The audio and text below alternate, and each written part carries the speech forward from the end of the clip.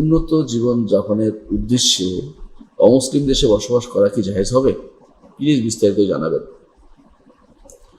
অমুসলিম দেশে বসবাস নিয়ে ইতিপূর্বে আমি বিস্তারিত আলোচনা করেছি। দেখুন, রাসূলুল্লাহ সাল্লাল্লাহু আলাইহি ওয়াসাল্লাম বলেছেন যে আনা বারিউম মিন কুল্লি মুমিনিন ইয়াসকুনু বাইনা যহরানাইল মুশরিকিন, এমন মুমিন থেকে আমি মুক্ত, সহিহ হাদিস এটা, যে ব্যক্তি কাফেরদের মাঝখানে বসবাস করে। ঈমানদার কাফেরদের মাঝখানে বসবাসের নিতে যেতে পারে না।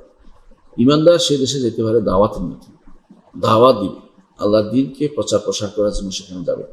এবং ঈমানদার সেখানে গেলে যদি ব্যবসার জন্য যেতে পারে, গিয়ে ব্যবসা শেষ করে চলে আসবে। ঈমানদার সেখানে গিয়ে যদি এমনভাবে যেতে পারে যে হিজরত করে আমি সেই এলাকার লোকটা বাড়িয়ে ফেলবো এবং আমরা ক্ষমতা নিয়ে দ্বীন ইসলাম প্রতিষ্ঠা করব, এমন অবস্থা তৈরি করতে পারে, সেটা আলাদা মাসালা। এবং সেটা হবে তখন তার জন্য একটা অমুসলিম দেশকে মুসলিম বানানোর চিন্তা ভাবনা।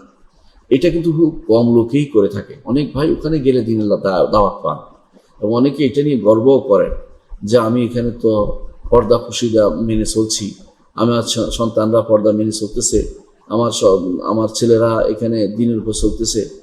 কিন্তু তিনি বুঝেন না যে এখানে মূল জিনিস হচ্ছে দিন বিরোধী। তিনি সেখানে হয়তো সাময়িকভাবে একটা স্বাধীনতার মধ্যে আসেন বলেই তিনি টিকে আসেন। এটা না থাকলে তো যাওয়াই শুদ্ধ হতো না। এটা থাকার কারণে তার সেখানে যাওয়াটা শুদ্ধ হয়েছে, আসেন তিনি এবং টাকা রোজগার করছেন।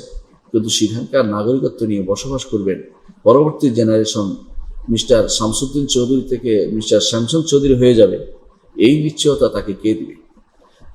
এখন বলতে পারেন যে আমার দেশে হয়ে গেলে কি করবেন? আপনার দেশে হয়ে গেলে সেখানে আপনার, অর্থাৎ যেখানে মুসলিম কমিউনিটি আছে, মুসলিম রাজা থাকুক না থাকুক, শাসন থাকুক না থাকুক, মুসলিম দেশ আছে, মুসলিমদের কর্তৃত্ব বেশি আছে এবং সামাজিকভাবে মুসলিম নীতিটা এখনো আছে, সেই দেশগুলোতে যদি কেউ উল্টাটা হয়েও যায় আপনি দায়ী হবেন না, কারণ আপনি ইচ্ছা করে খারাপ বুদ্ধি নিয়ে যাননি। কিন্তু আপনি যদি খারাপের দিকে নিয়ে যাচ্ছেন, সেখানে ভালো থাকলেও পরবর্তী খারাপ হলে আপনি কবরে গেলেও তার শাস্তি ভোগ করতে হবে আপনাকে, কারণ আপনি তাকে খারাপ পথে নিয়ে গেছেন। এই জন্য কোনো মুসলিমের জন্য কোনো কাফেরের দেশে বা যেখানে কুফুরির জয় জয়কার রয়েছে, যেখানে আজান দেয়া যায় না, সহজ কথা, যেখানে আজান দেয়া যায় না, যেখানে কোরবানি করা যায় না, যেখানে আজান দেয়া যায় না, যেখানে সলাতের জন্য ঈদের জন্য বন্ধ দেওয়া হয় না, যেখানে অর্থাৎ ঈদ পালন করার জন্য, উৎসব করার জন্য সুযোগ দেওয়া হয় না, যেখানে মুসলিমদেরকে সুযোগ পাইলে তাদেরকে খারাপভাবে চিত্রিত করা হচ্ছে, বিনা কারণ তাদেরকে ধরে নেওয়া হচ্ছে, এই সমস্ত দেশে মুসলিমদের বসবাস করা জায়েজ নেই। রাসূলুল্লাহ সাল্লাল্লাহু আলাইহি ওয়াসাল্লাম বলেছেন, লা ইয়াতারাআ নারান, মুসলিম এবং কাফেরদের আগুন একসাথে উঠতে পারে না, চুলা একসাথে জ্বলতে পারে না। সুতরাং অর্থাৎ একই জায়গাতে দুইটার অবস্থান একসাথে দেখানো, এটা ইসলাম বলেন। অনেকে মনে করে থাকেন যে তারা শান্তিপূর্ণ সহ অবস্থান দেখানোর জন্য অমুক দেশে যাচ্ছেন, অমুক দেশে যাচ্ছে। অনেকে এখানে দেখায় যে এইখানে মুসলিমরাও নামাজ সালাত আদায় করে, খ্রিস্টানরাও তাদের প্রার্থনা করে, ইহুদিরাও তাদেরটা করছে, বৌদ্ধরাও করছে। এটা দেখানোর জন্য তারা একটা গর্ব করে। এগুলি অন্যদের সাথে চলে, মুসলিমের সাথে চলে। ইসলাম কখনো ইসলাম ইসলাম উপরে থাকবে, নিচে নামবে না। অন্যগুলি ধর্ম, ইসলাম দিন, পার্থক্য আছে। ধর্ম মানুষ যা ধারণ করে, দিন যা আল্লাহ দেয়। তো ওনাদেরটা আল্লাহ প্রদত্ত না, আল্লাহ প্রদত্ত সাব্যস্ত করার কোনো দলিলও তাদের কাছে নেই এবং কিয়ামত পর্যন্ত দিতে পারবেন। আল্লাহ তাআলা কোরআনে কারীম বলছে, ইন্না দীনা ইনদাল্লাহিল ইসলাম, আল্লাহ প্রদত্ত দিন হচ্ছে ইসলাম। সুতরাং ইসলামের সাথে অন্য কোনো দিনকে একসাথ করে মিলিয়ে মিশিয়ে দেখানো জায়েজ নেই। আল্লাহ তাআলা কোরআনে কারীম বলেছেন, ওয়ালা তালবিসুল হাক্কা বিল বাতিল, হক এবং বাতিলকে তোমরা একসাথ করে ফেলো না। ইমাম কাতাদা রাহমাহুল্লাহ তার তাফসিরে বলেছেন, এর অর্থ হচ্ছে ইসলাম সাথে অন্য দিনকে একসাথ করে কখনো দেখাতে পারবে না। এই জন্য অন্যান্য দেশে থাকলে একসময় আপনার মাঝে তৈরি হবে যে আমরা শান্তিপূর্ণ সহাবস্থানে বিশ্বাসী হব। আপনি তখন তাদের ইয়াতে উইশ করতে বাধ্য হবেন, তাদের বিভিন্ন পর্বে, তার বিভিন্ন ঈদের সময় আপনি তাদেরকে উইশ করবেন, তারাও আপনাকে উইশ করবে আপনার ঈদের সময়। এগুলি ইসলাম বলে। এই উইশ জাতীয় জিনিস বা এই যে একে অপরের সাথে মিশে যাবে, সামাজিকভাবে তাদের মধ্যে পার্থক্য থাকবে না, অন্তরের মধ্যে তাদের মধ্যে কোনো পার্থক্য থাকবে না, এটা ইসলাম অনুমোদন করে না। আল্লাহ তাআলা কোরআনে কারীম বলেছেন, লা ইয়াত্তাখিযুল মুমিনুনা আল কাফিরিনা আউলিয়া মিন দুনিল মুমিনিন ওয়া মান ইয়াফআল যালিকা ফালাইসা মিনাল্লাহি ফী শাইইন ইল্লা আন তাত্তাখু মিনহুম তুকা ওয়া ইউহাদ্দিরুকুমুল্লাহু নাফসাহু ওয়া ইলাল্লাহিল মাসির। আল্লাহ তাআলা যেটা বলেছেন যে ঈমানদার কখনো কাফেরকে অন্তরঙ্গ বন্ধু বানাতে পারে না, ওই সমস্ত দেশে থাকলে আমরা দেখি বেশিরভাগ সময় এমন অন্তরঙ্গ বন্ধুত্বে পরিণত হয়, কাফের বলতে যা দ্বিধা করে, ইহুদি নাসারদেরকে তারা কাফের বলে না এখন। এমনকি ধীরে ধীরে তারা শিরিককেও শিরিক বলতে রাজি না।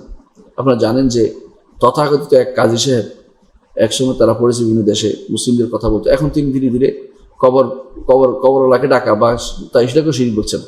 অথচ এদের যদি শিরিক না হয় পৃথিবীতে আর শিরিকের অস্তিত্ব খুঁজে বা কঠিন হবে, তারা এই শিরিক বলে না। কারণ এই জন্য হচ্ছে ধীরে ধীরে এই সমস্ত সময় থাকার কারণে ধীরে ধীরে এগুলো স্বাভাবিক হয়ে যায়। আরবিতে একটা প্রবাদ আছে, ইদা কাসুরাল ইমসাস কালাল ইহসাস, যখন কোনো কিছু অনবরত ধরতে থাকে তখন অনুভূতিহীন হয়ে যায়। আপনি যখন দেখবেন ল্যাংটা মানুষ চলছে, ধীরে ধীরে একসময় গাছও হয়ে যাবে, ল্যাংটা চলাটা তাও অস্বাভাবিক মনে হবে না। আর মুসলিম দেশে যখন আসে না, এরপর আপনার মনে হবে যে মুসলিমদের কষ্ট দেওয়া হচ্ছে, মুসলিম নারীরা তখন আপনি বলবেন যে পর্দা বাদ দাও, এটা প্রথা, তখন শরীয়ত মনে হবে না আপনার কাছে।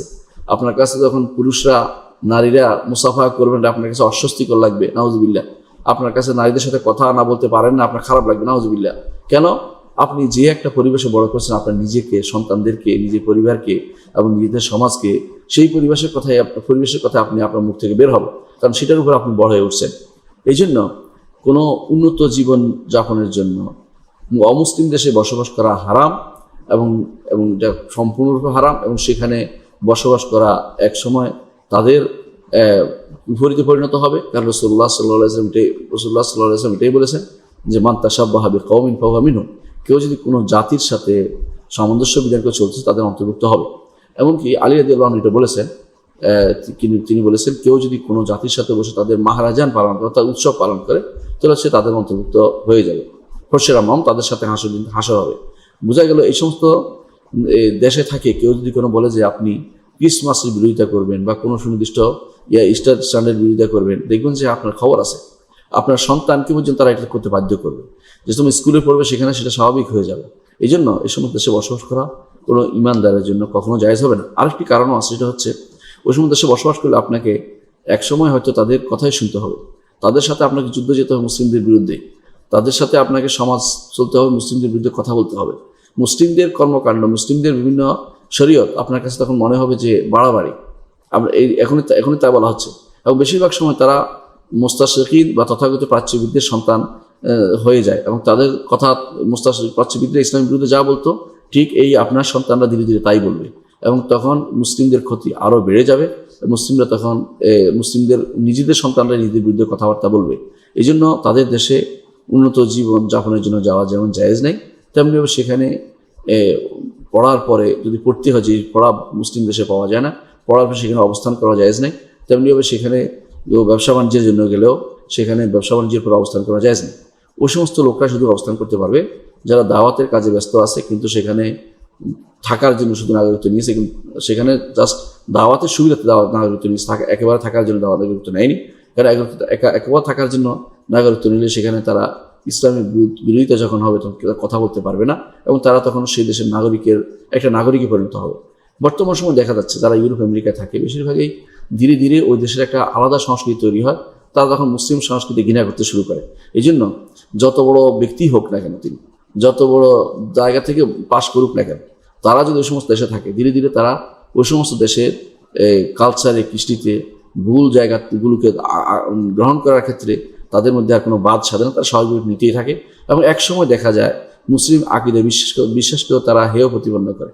মুসলিম আকিদা বিশ্বাসকে তারা মনে করে যে এটার কারণ এই হচ্ছে, সে হচ্ছে।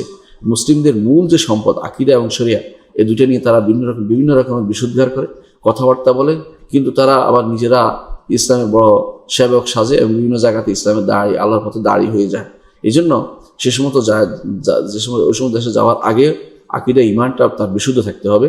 উন্নত জীবন যাপনের জন্য ওই সমস্ত দেশে বসবাস করা বা সেখানে অবস্থান করা কোনো ক্রমেই জায়েজ হবে না, এবং এটা গুনাহ হবে, বড় ধরনের কবিরা গুনাহ হবে। এবং সেখানে অবস্থান করলে রাসূলুল্লাহ সাল্লাল্লাহু আলাইহি ওয়াসাল্লামের তিনি তার এই নিষেধাজ্ঞার ভিতরে পড়বে, এবং এর মাধ্যমে তিনি সেখানে মারা যান, তার কবরের জায়গাটুকু ঠিক থাকবে না, এবং তাকে কেউ গোসলও দিবে না, এবং তাকে কামান দিয়ে উঠায় তারপর কবরের ভিতরে দেওয়া হবে, কেউ শুইতেও পারবে না। আপনারা অনেকে দেখেছেন সেগুলো। আল্লাহ তাআলা আমাদেরকে এই সমস্ত দেশ থেকে হেফাজত করুন, এই সমস্ত দেশের নাগরিকত্ব থেকে মুক্ত করুন। আমরা মুসলিম দেশের নাগরিক আছি, এই মুসলিম দেশে আমাদের জীবনটাকে সুন্দরভাবে অতিবাহিত করে আল্লাহর সাথে সাক্ষাৎ করা পর্যন্ত যেন মুসলিম দেশের মধ্যে মুসলিমদের নিয়ে চিহ্ন নিয়ে মুসলিমদের সাথে, মুসলিমদের কাঁধে উঠে আমরা যেন কবর যেতে পারি। আল্লাহর কাছে সেই তৌফিক কামনা করছি। আল্লাহ আমাদের কবুল করুন, আমিন।